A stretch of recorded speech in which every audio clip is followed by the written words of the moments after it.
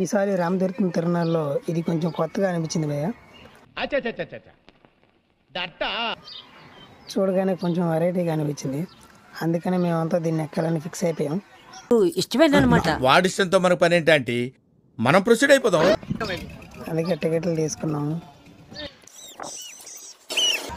టికెట్లు తీసుకొని మేమంతా ఎక్కేసాము. ఇదిగో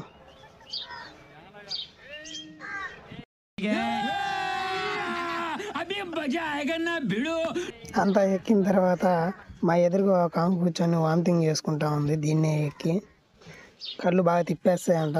దారి ఏదో తీరమేదో గమనమేదో గమ్యమేదో. కానీ అవన్నీ చూసిన తర్వాత స్టార్ట్ చేసేసారు. ఇంకా మనం అయితే దీన్ని ఆపలేము. ఇప్పుడు నేను చేయగలిగింది ఏమీ లేదు. నేను ఇంతవరకు ఎవరి కాళ్ళు పట్టుకోలేదు. హెల్ప్ చేయండి ప్లీజ్. అయిపోయింది. నాకు కథం, నాకు ఇష్టం లేదు. ఎందుకంటే మొత్తం అర్థమైపోయింది, ఈ ప్రపంచంలో ఏమీ లేదు.